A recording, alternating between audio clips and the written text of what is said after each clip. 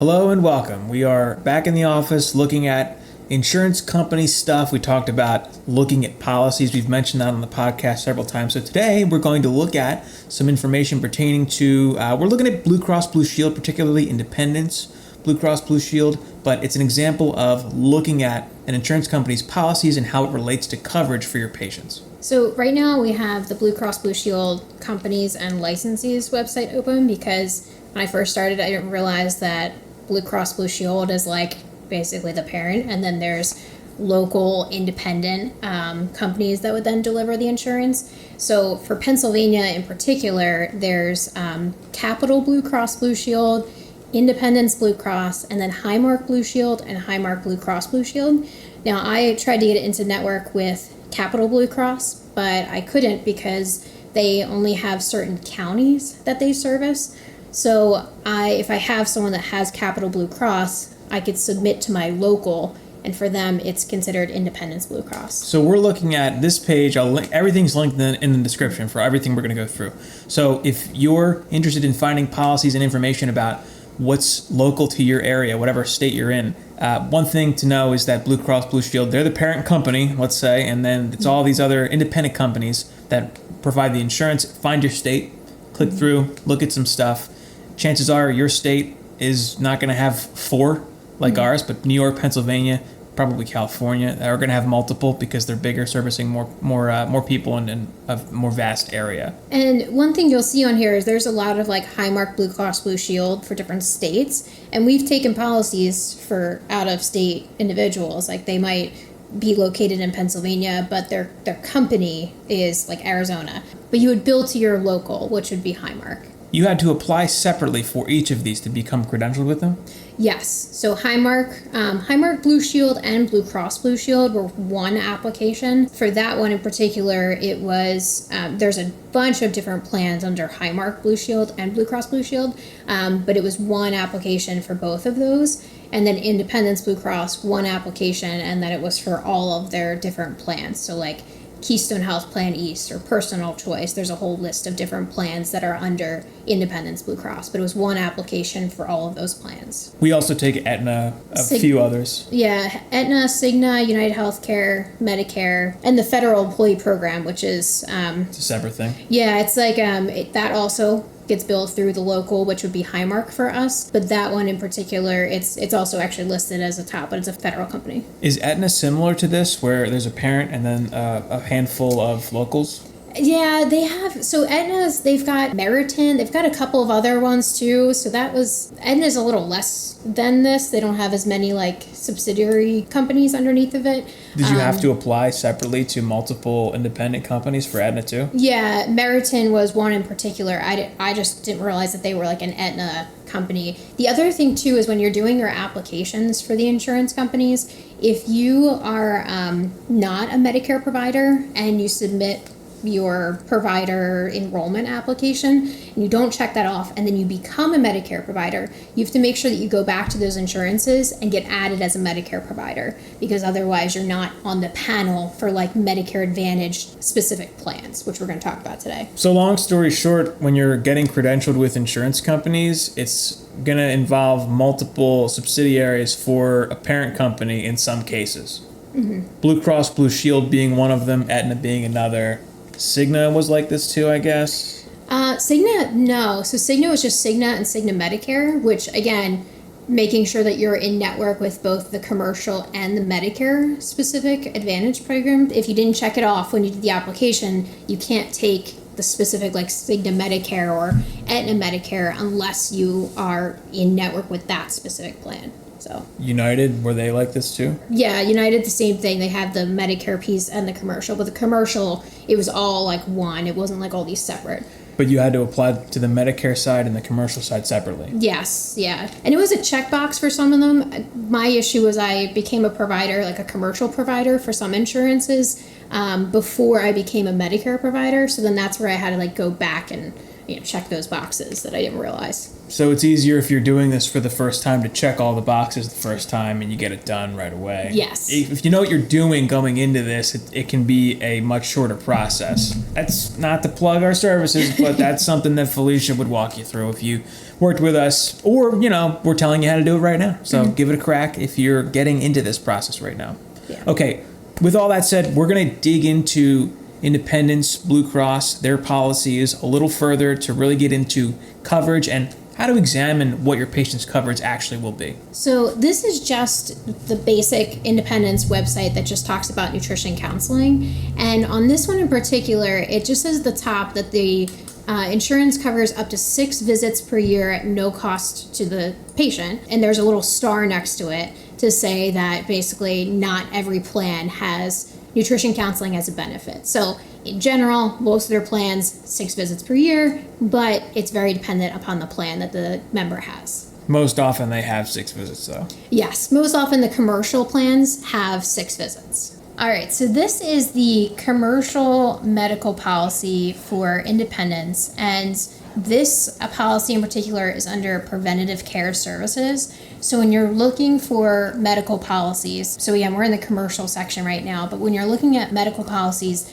nutrition counseling will be under a couple different things. Either Preventative Care Services, which is one of the big ones, or it'll be under medical nutrition therapy, nutrition counseling. I've also seen medical nutrition management. And so there's a couple of different phrases that you might see, but preventative care is one of the policy names that you would want to look at for medical policies. This one in particular just talks about the preventative care policy, and it also specifies like the U.S. Preventative Task Force and the different recommendations. So they have recommendations about like heart health and obesity management, and then every insurance company can decide how to really apply these preventative care policies and how much, what limitations there might be.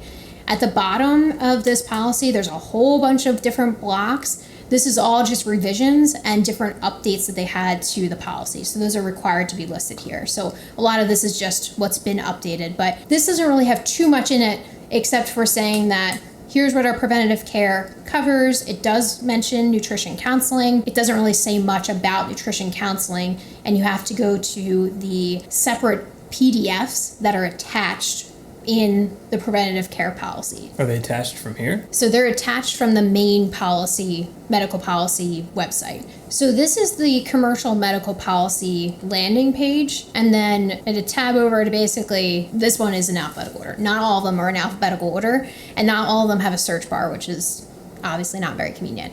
But the preventative care services, and then there's different attachments, so attachment A, B, and C. So we're going to first look at the adult. I primarily work with adults. I don't see pediatric patients. The female preventative care services, that's more like physician kind of information. So the attachment A is the one that I want to look at in particular. So this is attachment A, adult preventative services. So for this one in particular, so it lists adult preventative care services. And when you're looking at these kind of policies, honestly, the easiest thing to do is to search, because there's a lot of information, is to search for nutrition counseling, search for the different CPT codes, so like 97802, 97803.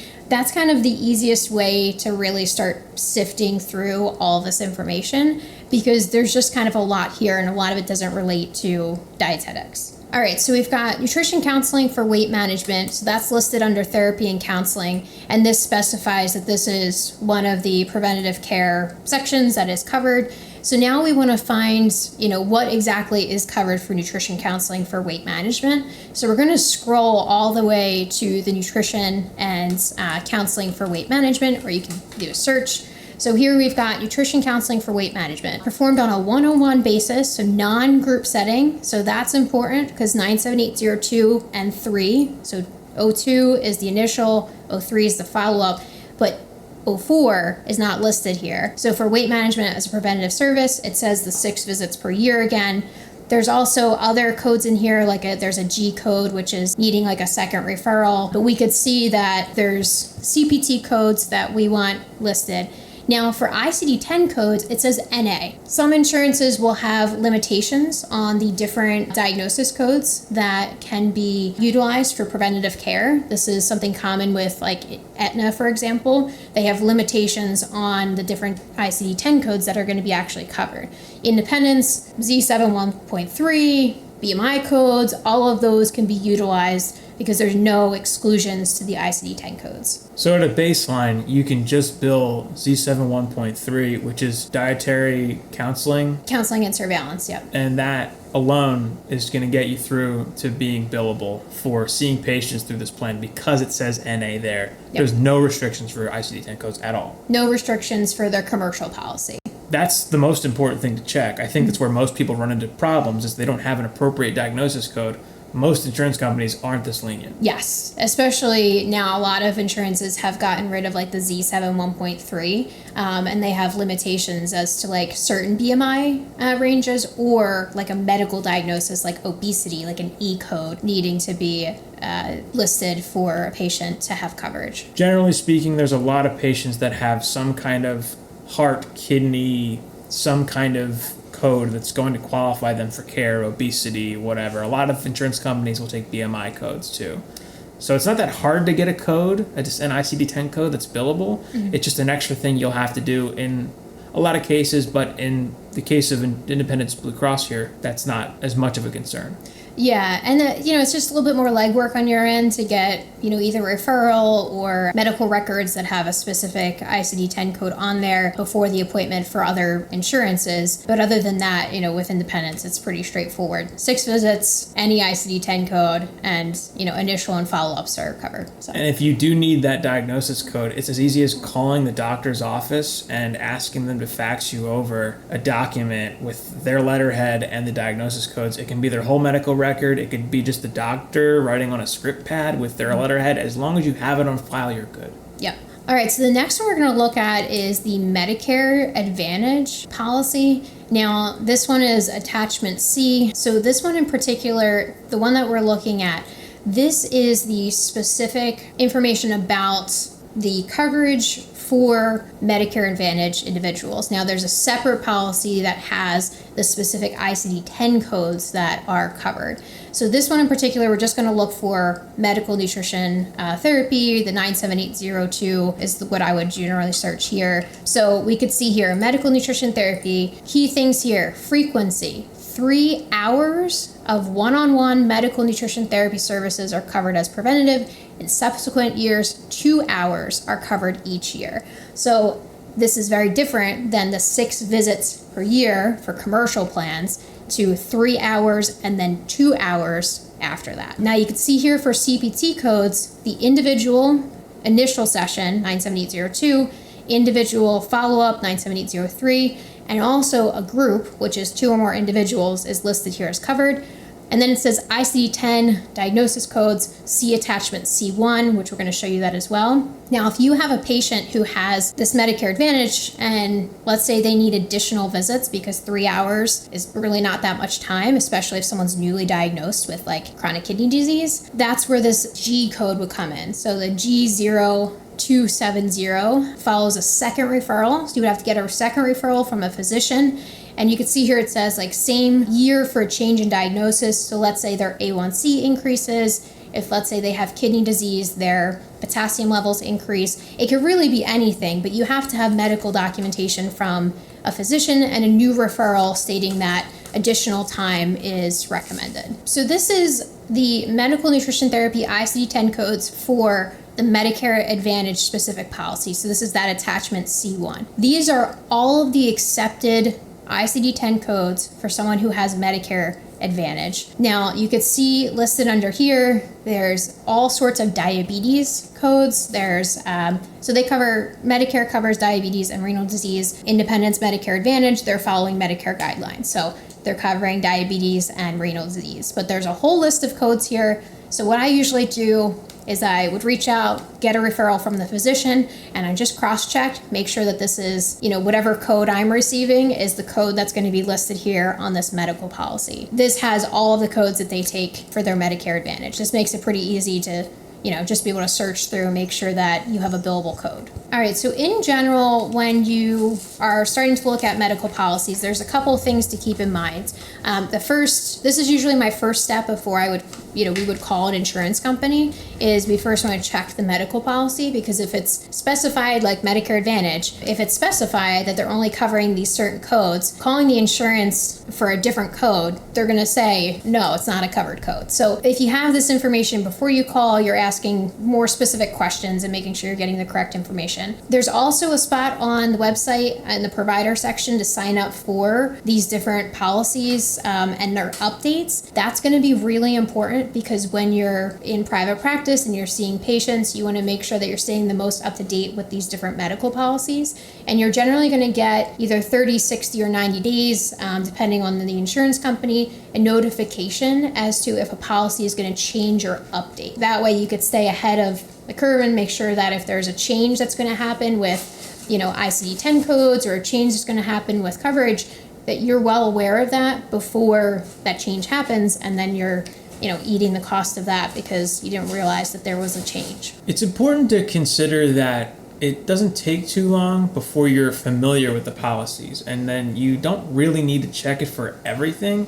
You just check the little bits that are updated. Once you're like a year or two into doing this, it gets a lot easier, because okay, yeah, that insurance company covers this and they cover that, and you end up working with the same company over and over again. You find that a lot of your patients in your area have the same 2 or 3 plans, generally speaking. It's not that hard to manage knowing what you need to know. It might seem like a lot looking at it right now if you've never heard of or seen any of this stuff before, but you will very quickly adapt to the environment of navigating these insurance companies. It's a lot easier than it seems when we're talking about it with everything all of a sudden. Yeah, it can be pretty overwhelming, especially when you look at these policies and they're like as long as you're seeing on here. These policies have a lot of other information that doesn't relate to dietetics. So searching for nutrition counseling, searching for dietitian, searching for the 97802, 97803, that's going to be the easiest way to kind of start navigating these policies to get the information that you need. And if there's not a search bar to search the actual policy and you end up on a page with a ton of stuff, like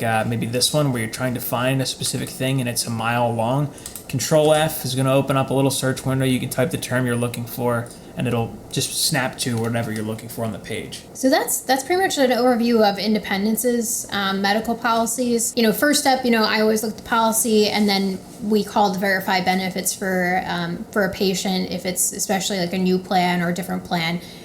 Again, once you start to see we see a lot of the same plans with Independence, that it gets to be pretty straightforward with what the coverage is going to be. But otherwise, if it's a new plan you don't recognize, or if you're new to accepting insurance, start with the medical policy and then call the insurance company to verify coverage. If you found this helpful, let us know. We're happy to do this with other insurance companies. If there's one that you have a request for us to look at, feel free to leave that too. We may look at some other ones that we take that we often deal with, just to show that it's kind of the same song and dance with all these companies. One way or another, it doesn't vary too much, but this is the kind of thing you should get into and get familiar with as you're seeing patients that have an insurance plan that you're going to bill.